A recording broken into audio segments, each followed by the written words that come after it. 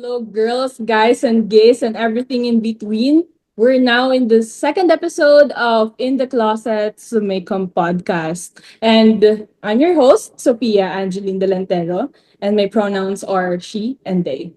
With my co host, My name is Alexa Gawe and my pronouns are she and her.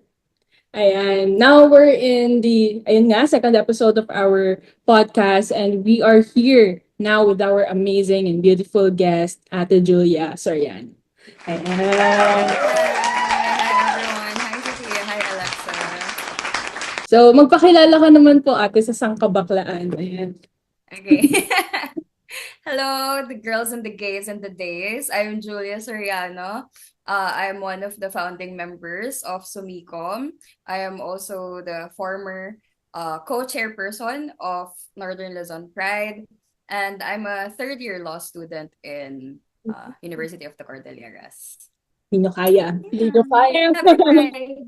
All girly. Happy Pride! Happy Pride, ate. Happy So, Pride, guys. Girls. sa usually sa In the Closet podcast, meron tayong dalawang segments.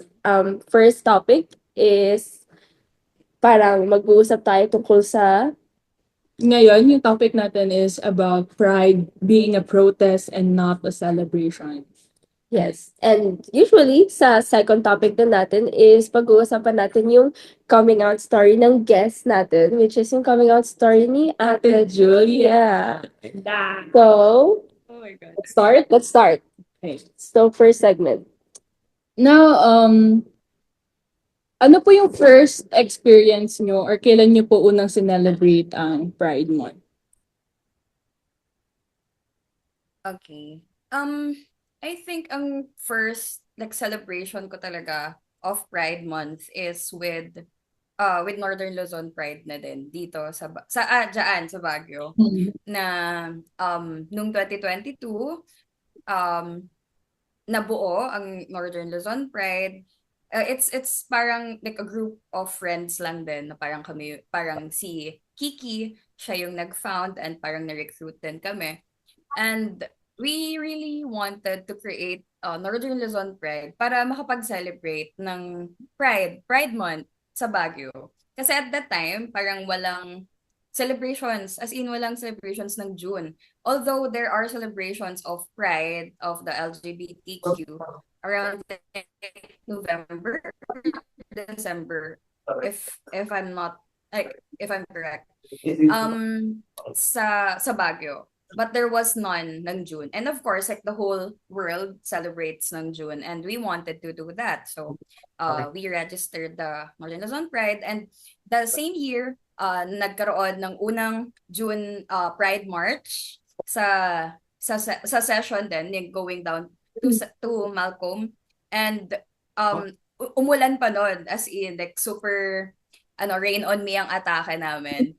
And ayun, yun yung naaalala ko na first Pride celebration ko. Wala akong maalala before that. Siguro kasi parang yun yung parang big one ko talaga na parang I'm really involved in.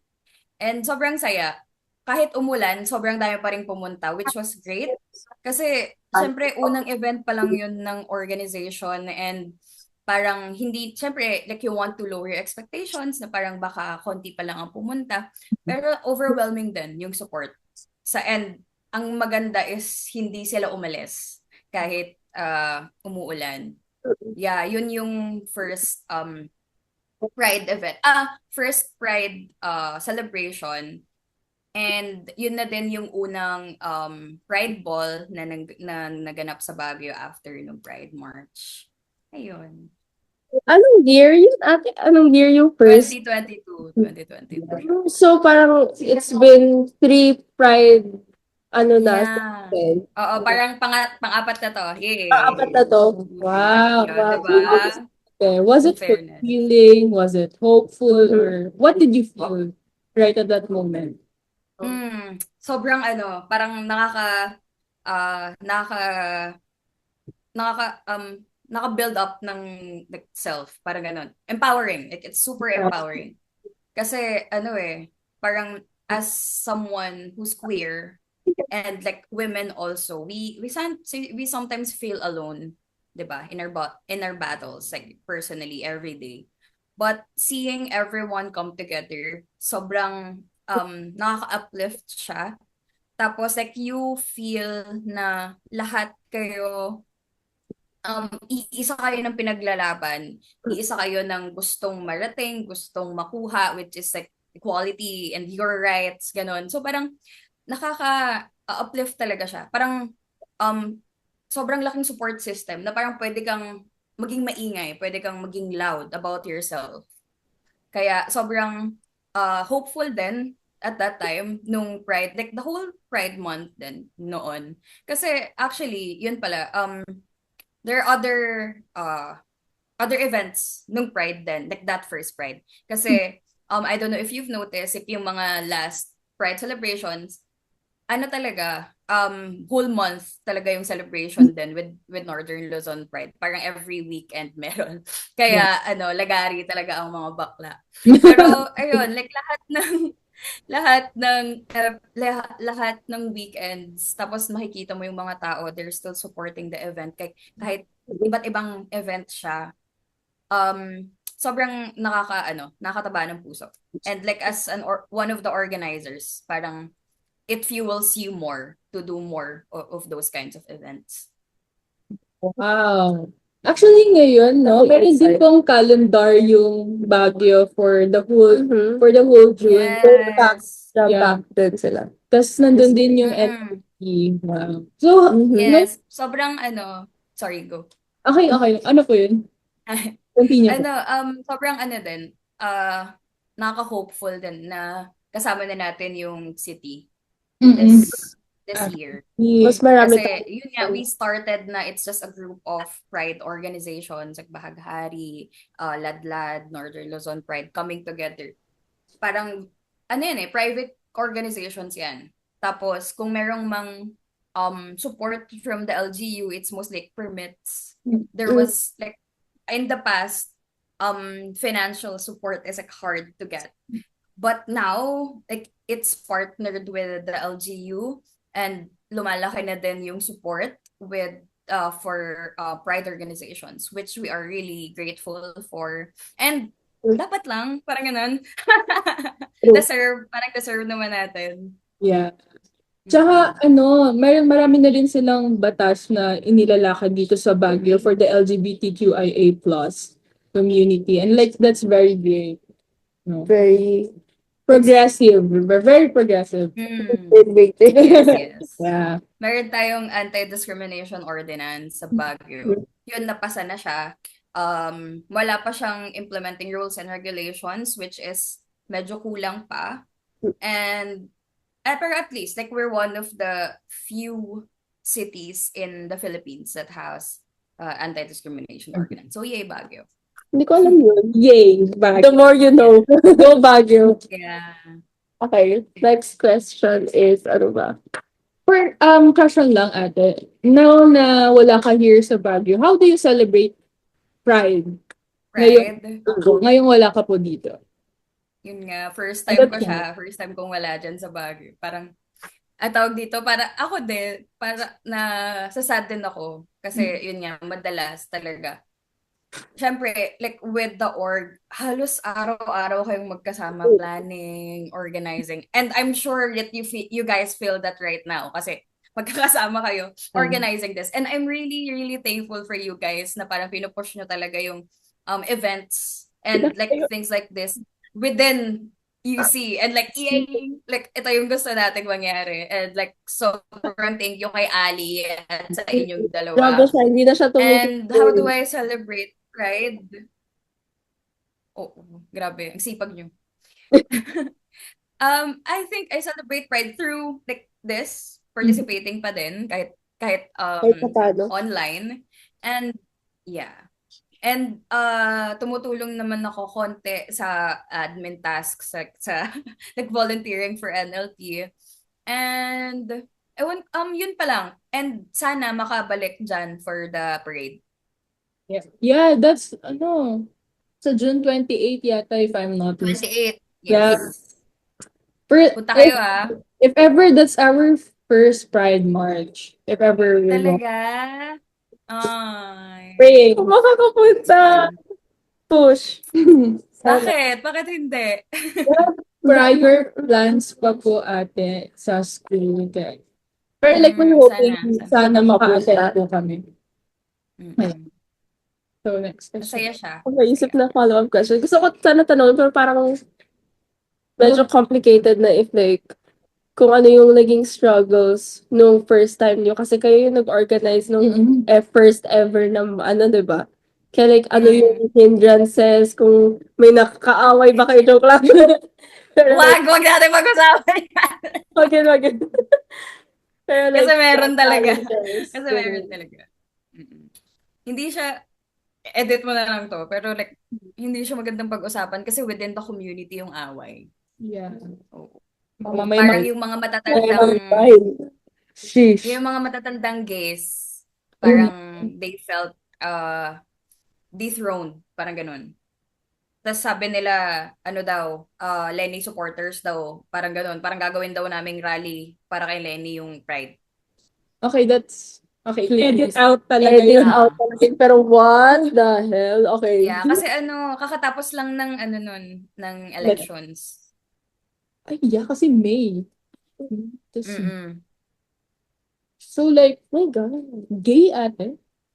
Oo. Oo. Yung mga, I don't know if you guys, yeah, kasi bata na kayo, pero, um, yung may Pride Council dati, Amianan Pride Council, sila yung nagse-celebrate ng Pride ng bandang June, ay, ng bandang November, December. Umabot pa siya sa ano, parang nag-mediate pa yung DOH, at parang ano kami, open forum.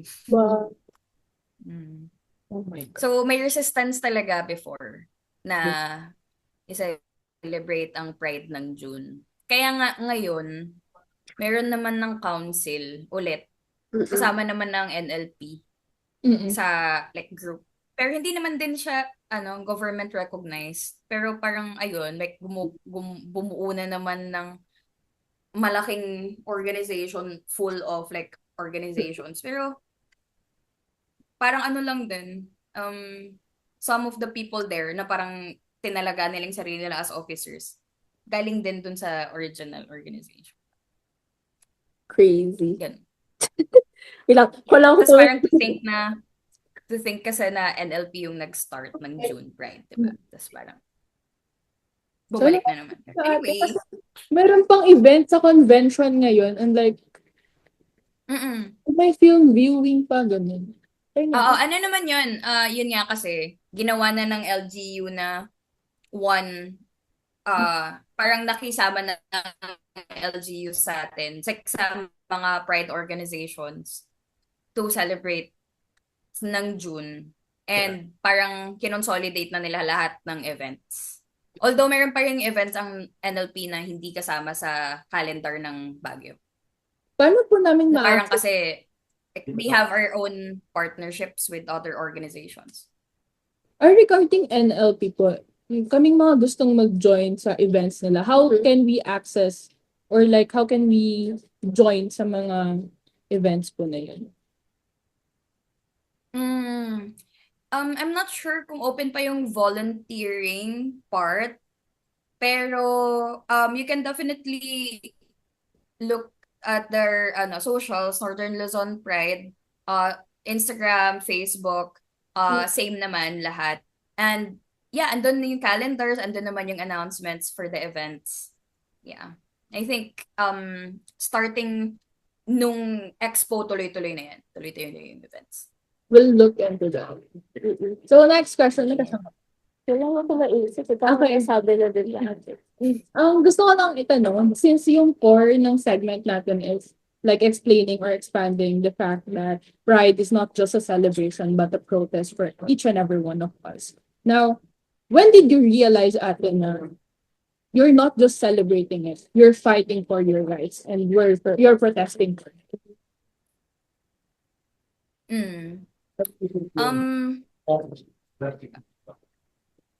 Actually, syempre, history of Pride naman, di ba? Nagsimula yun sa Stonewall Riot. And we all know how that started, na parang it was like discrimination against like trans people, trans folks in a bar. Tapos they I'm not sure, like don't quote me sa history wise, pero like they had to fight back for their rights kasi parang pinapaalis ata sila, basta inaaway sila ng like police like discriminating against them. And so simula pa lang, it has always been a protest. And kahit yung first Pride Parade here in the Philippines by parang Ladlad party. Ay, yung Ladlad ata. I'm not sure. But like the coalition of like the gays and like the lesbians pa. And it started as a rally. Hindi talaga siya a parade ganyan na parang showing all the colors of the rainbow. So it has always been us, the queer folk, like standing up for ourselves to claim our rights. Ganon. And until now, parang nagiging commercialized na lang din kasi siya because of the rainbows. And it's good na we have visibility. But it has always been, like, the queer struggle has always been rooted in struggle. The queer movement has always been rooted in struggle. And as long as there is still struggle and discrimination, it will always be a protest and not just a celebration. Yeah. Wow. I hope, Very, sana, yeah. marating natin yung time na celebration na lang siya. Or parang hindi na natin kailangan ng Pride Month because we're all in equal footing. 'Di ba? Pero wala eh. Wala pa tayo dun. Wala So, pa tayo. kailangan pa rin nating mag-ingay. Kailangan nating maging bongga. Kailangan natin na ipakita natin sa kanila that we're here and that we deserve the same rights.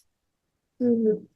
That's just another reminder for everyone no, na this is not just about happiness, like I'm out, I'm gay, and like no, it's not just about that. It's about fighting for our rights. And sabi nga ni ate, hanggat merong discrimination and like nababaliwala tayo sa mga kahit anong paraan pa yan, we need to, sabi nga, kailangan nating mag-ingay at kailangan nating ipakita na nandito tayo. Kailangan natin. Ano ba? Yeah, kailangan natin lumaban. Yes. Happy Pride, everyone. Happy Pride, everyone. Happy Pride. Yes. So, yun na ba yung end?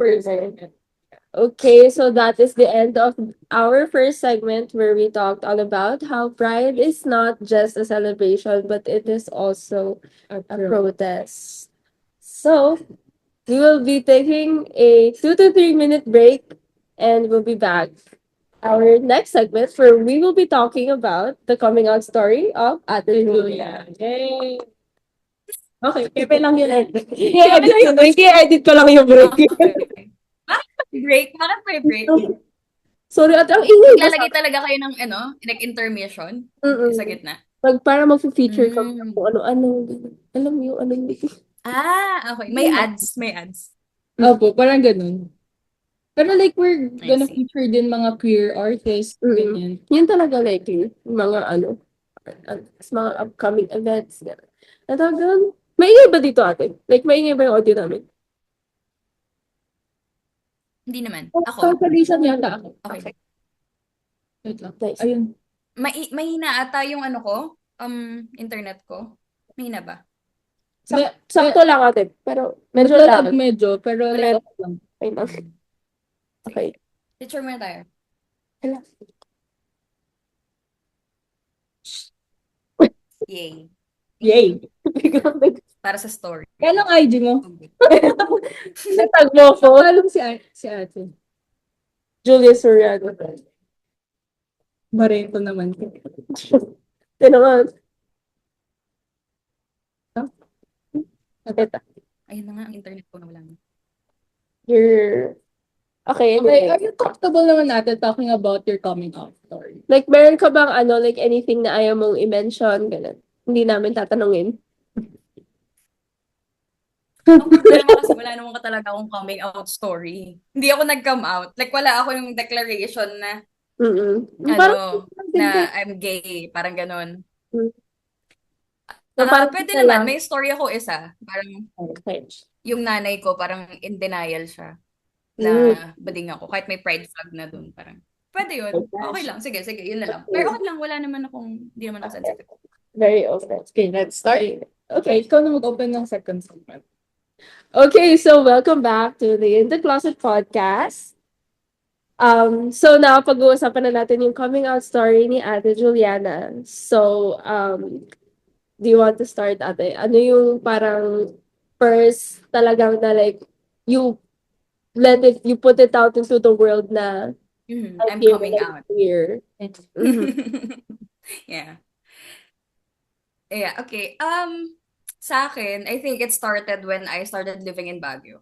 As we know, Baguio is a very open Oh, community. yeah, Sobrang Baguio. like artistic, accepting, ganyan, progressive, like compared to other parts of the Philippines. And it's weird kasi ang liit lang natin, ang liit lang nating city, ang liit lang na province ng Benguet. Pero compared to bigger like provinces, parang mas progressive talaga tayo, which is great.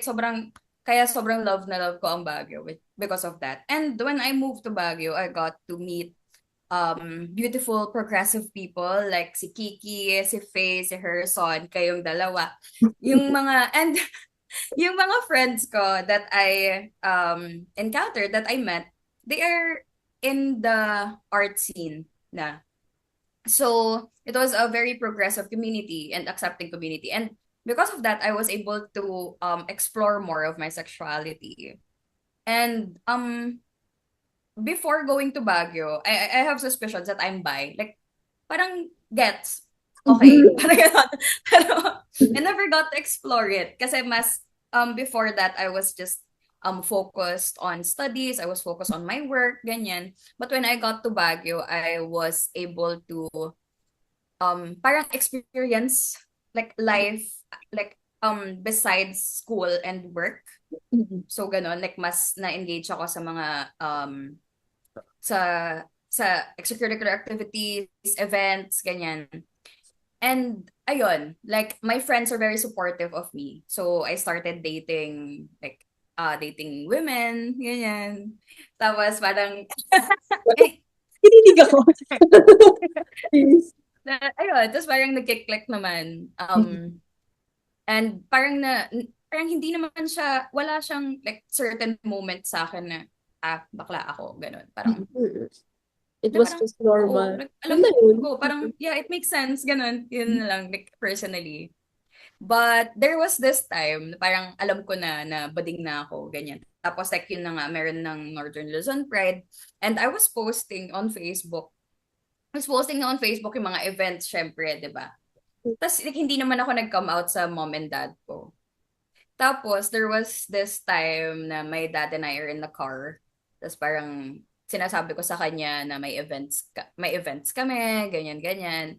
Tapos, like, I was so proud that like, I was like part of the group, ganyan. Tapos sabi niya, oo nga, nakita ko yun. Ano yun? Parang, oo nga, nakita ko yun. Bakit lesbiana ka ba? Sabi niya.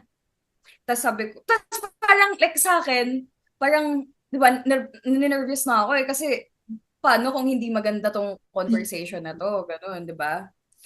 Tapos, sabi ko, hindi ako lesbiana. Bi ako. Sabi ko. Tapos, sabi lang ni Papa, okay. Ganun lang. So, sobrang swerte ko. I think I'm one of the more privileged people in our community na hindi naman like in that kind of family na natanggap din ako. But we know how hard it is to come out sometimes. And something for me that's important to remember is that coming out is an entirely personal matter. Like no one should force you out of the closet, even though they're your partner. Although, of Amen. course, like if your boundary is that you want to date someone who is out, syempre, personal din yun for you. It's valid as well. And I Ayun. think, like, kahit nga ayaw mo, or like, you don't want to say anything, it's fine, Shelly. Like, it Yes, doesn't yes. have to Oo be, naman. yeah. Oo, hindi mo naman kailangang mag-come out talaga. Huwag mo kayo Mm. broadcast. If that's you, then that's you. Oh Yeah. my God. Hello. Saan na tayo? Okay, so ano sa? Alam, hindi ko na parang, yung ano, Coming out after story ko. nung, yeah, kwento mo sa car with your father. Mm. Tama. Yung Parang parang, the privilege. Yung yeah. coming out, personal siya, ganyan. Yun. So, yeah. Ayun pala yun eh. It's a quiet battle for everyone din Mhm. na hindi nila masabi sa family nila. It is suffocating sa part nila na they're living under our roof na hindi nila alam kung tanggap ba sila or hindi. Now, my next question is, how about your friends, po, ate? Like, before ka here in Baguio, were they surprised na you're bisexual? Or is there even a coming out story to them or they accepted you Mm. like openly?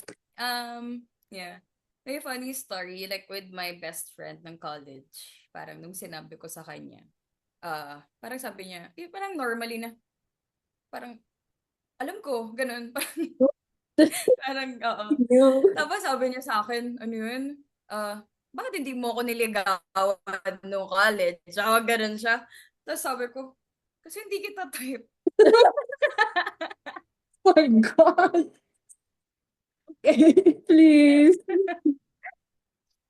Di ba? Hindi kasi meron yung ganung notion na parang mm, kapag sinabi mong lesbian ka or bi ka, tapos sasabihin mo siya sa sabi straight nila, as person, in, parang, mm, oo, bakit type mo ko? Parang ganun. Parang gusto mo siguro ako. Ano sila, um, parang maiilang pa sila na lumapit sa'yo kasi baka type mo sila, ganun. Parang, bading ako, pero may standard naman ako. Ikaw natin yun. Kalate kaibigan mo pa rin ba? Bading ako, pero may standard pa rin ako. Please. Tandaan mo yun. Oh my God. Oo. Please. Hindi naman pera bading like, alam mo yun, open na sa lahat. Yeah. Ganun. Mm. Oh my It God. doesn't work like that. It Okay. doesn't work like that. Anyways. Anyways. Nakakatawa tong part na. Okay. Aside from that friend, Aside from that, okay naman. Mm, Wala namang negative reactions, ganyan. Although, ang share ko, it's not really with that. Like with dating as a bi person. Ganyan. When you tell someone that you're bi, especially men, like only exclusively men, mm, may reactions sila na, relating your sexuality to theirs. Parang ganun. Na parang, so, have you ever been with a girl? Parang like sexualizing, fetishizing yung mga, like, us mm. queer people. Pwede ba to? Sorry. I Sa think it's YouTube. Okay. Yun lang. Hanggang doon lang naman yung sasabihin ko. yeah. Ako may dadagdag sana ako, pero wag na. go ahead. Hindi din naman sasabi. Go. Hindi, like, ang weird ng mga lalaki, like, alam mo yung parang, minsan pa, they don't consider it cheating if, like, babae. Like, parang, fetishize pa nila na, oh my gosh, new, like, Oo. yun, like, hindi na, parang super na-invalidate if, like, hindi nila kina-consider as cheating yung, gets mo ba? Hindi ko gets Oo. yung, Oo. ayun Kasi lang, parang, pero yun. ayun nga, parang they only see your sexuality, something that's yours, in Mm-mm. their lens. Parang ganun. Yeah, like, as something Lens of their creative. manhood. So parang hindi threat yung mga babae sa kanila. Kasi Exactly, like, when hindi it naman should siya lalaki, be. parang ganun.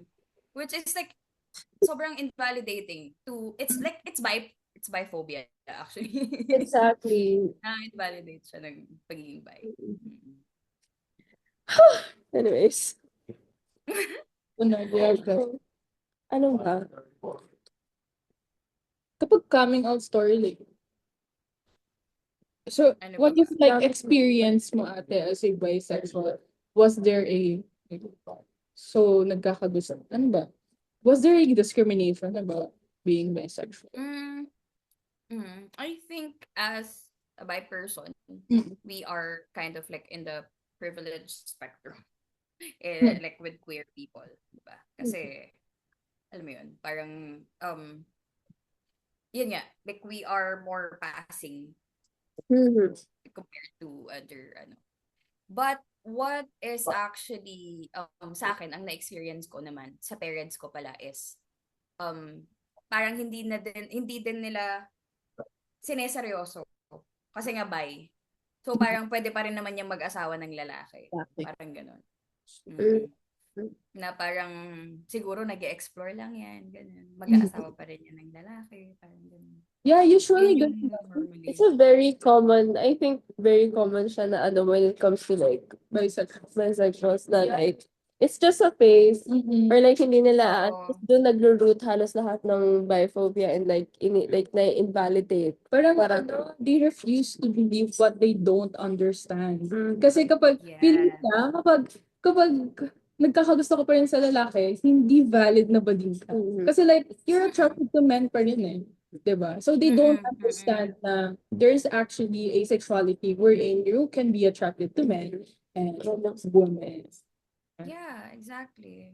Oo. At saka, with pagiging bi din, kahit ikaw kasi sa sarili mo, parang because of the things that you always hear, parang may imposter syndrome ka na ba? Like, do I belong in Pride? Parang ganon. Parang, is this my platform? Parang like, 'di ba? Like, especially someone organizing na um you would think na dapat ang nasa forefront ay like someone gay, someone trans, someone who's a lesbian.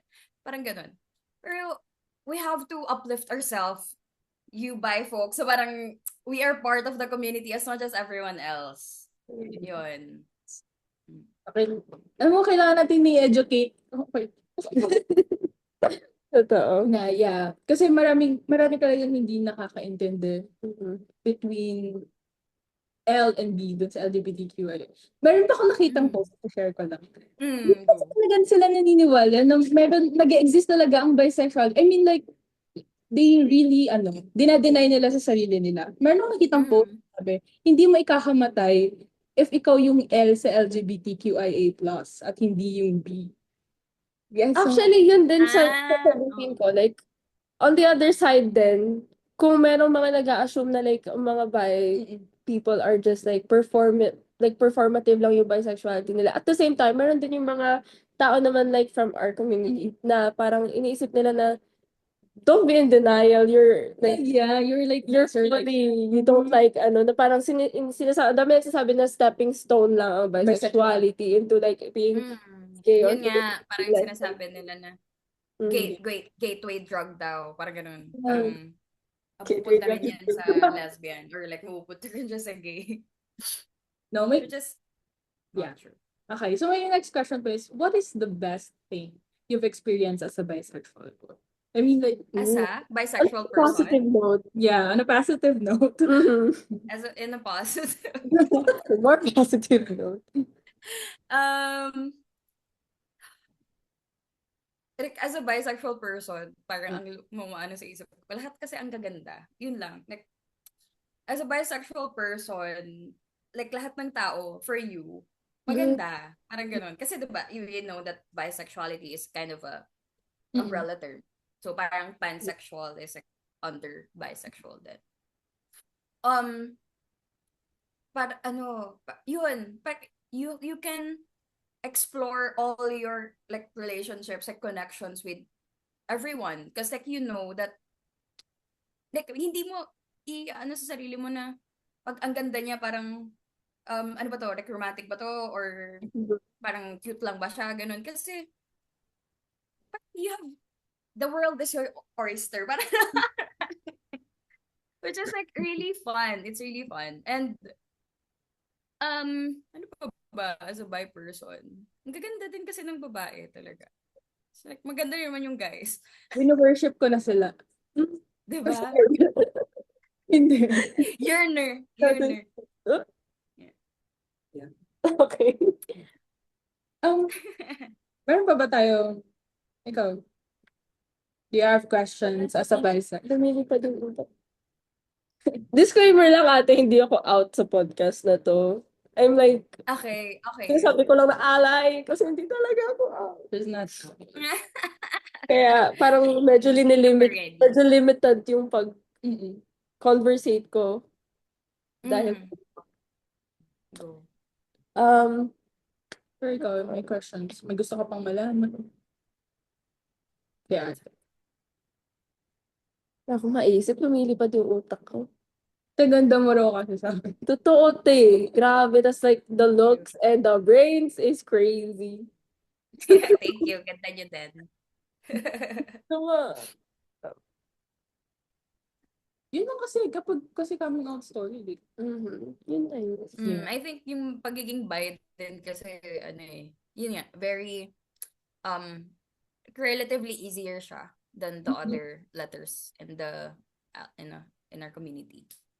Kasi So, yung struggles nga is actually, kapag medyo sinabi broken mong up. bisexual, maintindihan nila agad eh. Like, Mm-mm. di ba? I think it's one of the more known na din na parang terms. I mean, na like, And something din pala na parang struggle with bisexuality right now is nagiging trend siya. Parang Yeah. gano'n. So parang mas naaano tuloy, nadadilute yung struggle sa dadilute yung like visibility, parang gano'n. Which is like, yun nga, like of course, it's a balance na you don't want to invalidate anyone's experience. Ganon. But also, we have to discern then, like especially parts of the community, like in our community, and when we date, ganon, we have to kind of like discern if this person is genuine with like exploring their sexuality. Ganon. Yun no, yung nagiging trend na, kaya hindi hirap siguro minsan maniwala na bisexual yung isang tao kasi like, hindi mo na alam if is it really their sexuality or like they're hopping on a trend or something like that. Yeah, and I think a struggle then sometimes with people is the difference with sexual orientation and sexual expression and like gender expression. Like you can be masc and femme and still be straight. Yeah. Ganon. You can be androgynous and still be straight. That's like totally fine. You don't have to label yourself as bisexual if you feel like you want to express yourselves as both femme and masc. Parang ganon. And like it's like sexuality is very different from expression. Parang I think that's something that we have to like remind ourselves then. Speaking of which, ate, can we ask your Soji if it's okay? Oh, I forgot. Okay. Go. I am a cisgendered bisexual woman. And I'm like femme percent. Yeah. But I like dressing up as mask then sometimes. Yeah. She can do it all. Yeah. Yes. I can do it all. So, yun lang no, naman. think, yeah.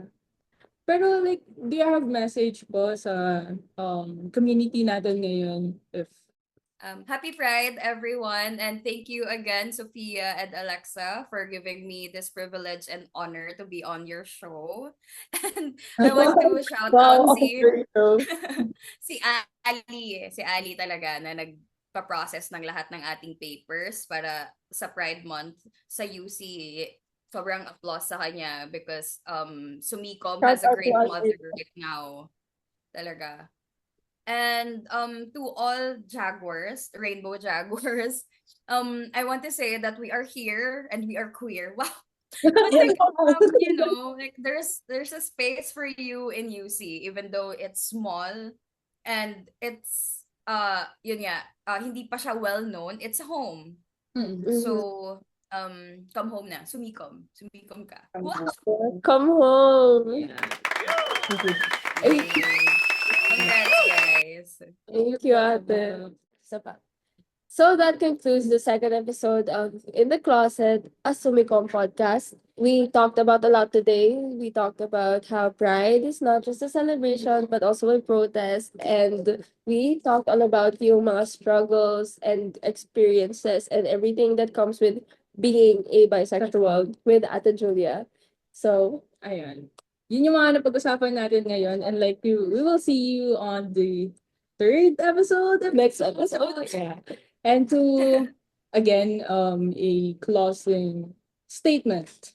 Ang bawat isa sa atin ay may karapatan umibig at magmahal ng malaya. At dito, ang sumikom ang tahanan kung saan tanggap ka. And thank you everyone for joining us in the Thank you so much, closet. ate. Thank you po, ate. Thank you. Bye. Happy Bye. Pride. Isa pa.